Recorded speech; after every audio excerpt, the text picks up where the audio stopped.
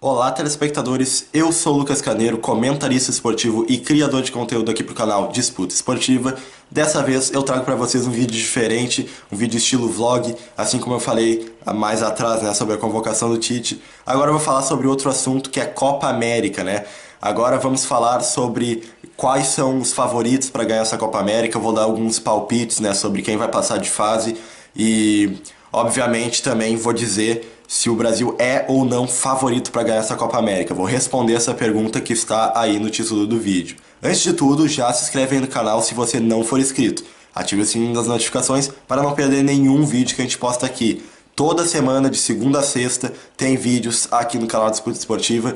A maioria deles são o DE News, que são o nosso quadro de notícias, né? O nosso jornal. A gente posta as melhores notícias de cada dia, mas de vez em quando tem um vídeo nesse estilo, assim como o que eu tô gravando agora. Um vídeo mais simples, um vídeo de vlog, mas que não deixa de ser muito interessante também. Se você quiser também se inscreve lá no meu canal Gangue da Bola, que o link dele vai estar na descrição. O canal é bem legal, é um canal nesse estilo assim, eu faço vários vlogs, eu falo a respeito de coisas que estão acontecendo no mundo do futebol, faço os meus comentários e eu tenho certeza que vocês vão gostar, então deem uma chance pra mim. Então, vamos começar analisando os grupos dessa Copa América, né? São 3 grupos, o grupo A, o grupo B e o grupo C. Eu vou começar analisando o grupo A, que tem Bolívia, Brasil, Peru e Venezuela. É um grupo bem interessante, um grupo que o Brasil é o favorito para passar de fase, né? Não tem como dizer que é outro time. O Brasil tem obrigação de passar de fase nesse grupo. Bolívia é um adversário fraco, a Venezuela é um adversário que é meio coringa, né? Tu não sabe se vai ou não dar trabalho, mas pode dar mais trabalho do que a Bolívia, porque a Venezuela, por exemplo, já ganhou um amistoso da Argentina nesses últimos tempos aí, surpreendendo o mundo, né, do futebol. A Venezuela tem um atacante muito bom, que é o Rondon. Rondon, que joga no West Bromwich da Inglaterra, é um atacante bom de bola, é um time que pode surpreender, mas no geral não tem tanto perigo assim. O Peru, obviamente, é o adversário que vai dar mais trabalho para a seleção, pelo menos no papel, na teoria. O Peru é uma seleção organizada, é uma seleção que tem bons jogadores como Cueva, como Guerreiro, jogadores consolidados, né? E é uma seleção que vem crescendo cada vez mais nos últimos anos. Claro, deu uma estabilizada agora, mas é uma seleção que cresceu muito em relação a antes, que tinha antes bons jogadores como Solano, como Cláudio Pizarro, jogadores bons antigamente, mas não era uma seleção tão organizada assim, não era uma seleção que dava tanto trabalho. Porém, atualmente o Peru dá sim bastante trabalho e inclusive participou da última Copa do Mundo, um fato impressionante, né, para a seleção peruana. Então, sim, o Peru vem com força e pode sim dar bastante trabalho para o Brasil, mas ainda assim acredito que fique em segundo lugar nesse grupo. Na minha opinião, fica o Brasil em primeiro, Peru em segundo e na terceira colocação ficaria a Venezuela. Vamos analisar agora o grupo B desta competição, o grupo que contém Argentina, Colômbia, Paraguai e Catar. É um bom grupo, é um grupo que a Argentina é, na teoria, a favorita, pelo elenco que tem, né, pelos jogadores, só que a gente sabe que a Argentina ultimamente tem vivido situações difíceis, né, porque tem grandes jogadores, jogadores muito bons, mas que num conjunto, né, no quesito equipe, no quesito coletividade, não fazem efeito, né?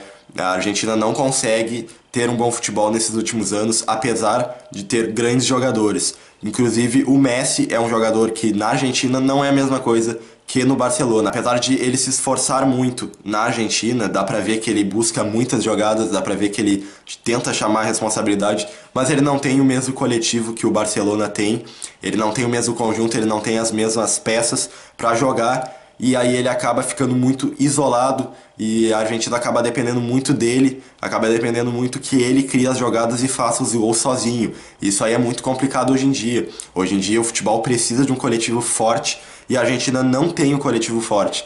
Mas no papel, se você for analisar pro elenco, a Argentina sim é a favorita para passar de fase nesse grupo, apesar de ter algumas seleções interessantes como o Paraguai e a Colômbia. O Paraguai é uma seleção que é bem tradicional, é uma seleção que ultimamente não tem sido tão relevante assim, mas já foi muito tradicional na América do Sul, participou de algumas Copas, como a de 2006, por exemplo. é a de 2010 também, e é uma seleção que é bem tradicional e sempre dá para esperar alguma coisa.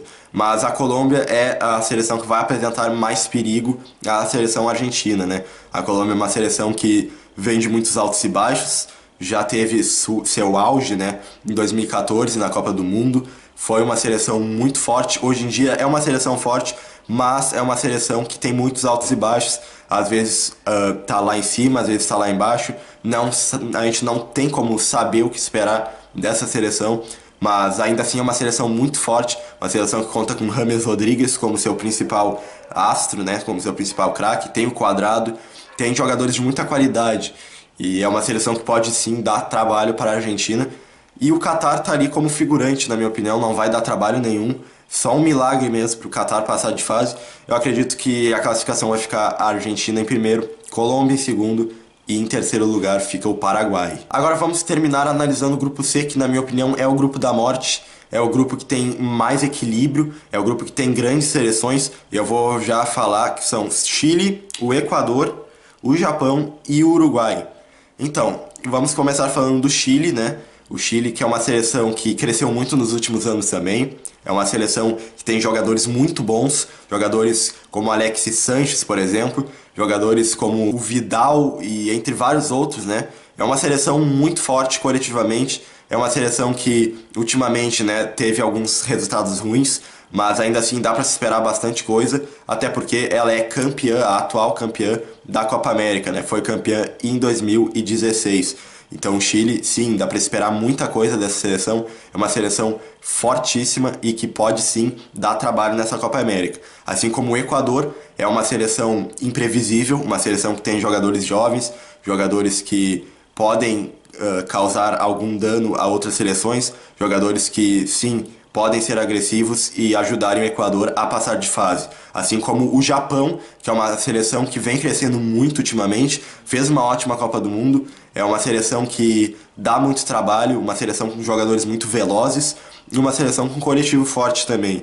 Então dá sim para esperar que o Japão vai dar trabalho. Já o Uruguai é uma seleção tradicionalíssima, é uma seleção que sempre dá trabalho, uma seleção que sempre pode se esperar grandes resultados, é uma das favoritas para essa competição, e o Uruguai é um time que conta com Cavani e Luizito Soares, dois centroavantes tops de linha, dois centroavantes que podem dar muito trabalho, mas também tem outros grandes jogadores como o De Arrascaeta, e entre vários outros, né? É uma seleção muito forte defensivamente e uma seleção que pode dar trabalho no ataque também. O meio-campo nunca foi o grande forte da seleção uruguaia, mas ainda assim é um meio-campo de muita marcação, um meio-campo que ajuda defensivamente falando, e o Uruguai sim pode dar muito trabalho nessa Copa América e, na minha opinião, é uma das seleções favoritas para ganhar. Esse é o grupo mais difícil de fazer um palpite, né, de quem vai ficar em primeiro, segundo, terceiro e quarto. Mas eu vou falar aqui o meu palpite, né? Eu acredito que vai ficar o Uruguai na primeira colocação e na segunda colocação vai ficar o Japão. Na minha opinião, o Japão vai superar o Chile e vai ficar na segunda colocação. E na terceira colocação fica o Chile, na minha opinião. Em último lugar, o Equador. Mas isso aí é só a minha opinião, é só na teoria, porque pode acontecer muita coisa nesse grupo. É o grupo que mais pode esperar coisas imprevisíveis, porque é um grupo muito equilibrado, mais equilibrado, e com todas as seleções são muito fortes, né? Então, vamos ver o que vai acontecer, mas o meu palpite é esse. E respondendo a pergunta que está no título desse vídeo, se o Brasil é favorito para ganhar essa Copa América, eu respondo que sim, o Brasil é favorito, até porque o Brasil sempre é favorito em todas as competições que entra. É uma seleção de muita tradição, a maior seleção em quesito de títulos de todas, não existe maior seleção que a seleção brasileira. Apesar de não convencer muito atualmente a maioria dos torcedores, é uma seleção forte, sim, não dá pra dizer que não, e é a favorita junto com a Colômbia e junto com o Uruguai. Na minha opinião, são essas três seleções que são as mais favoritas para ganhar essa Copa América. São três seleções com um elenco muito forte, e a Argentina eu não coloquei porque a Argentina, ela ultimamente vem amargando vice-campeonatos, né? E ultimamente tem tido resultados péssimos, então eu acredito que a Argentina não é favorita. Pode ser que vire a chave, né? Pode ser que os jogadores comecem a jogar bem em conjunto e a seleção argentina volte a ser como era antes. Mas, por enquanto, eu não creio que a Argentina irá ganhar essa Copa América. Para mim, as seleções que podem ganhar, que tem grande chance, são a seleção brasileira o Uruguai e também a Colômbia. Mas eu queria saber qual é a sua opinião. Deixe a sua opinião aí nos comentários que o canal Disputa Esportiva vai sempre ler o comentário de vocês. No mais é isso, galera. Muito obrigado por assistir esse vídeo até aqui. Eu vou ficando por aqui. Até amanhã com The News. Valeu e tchau! With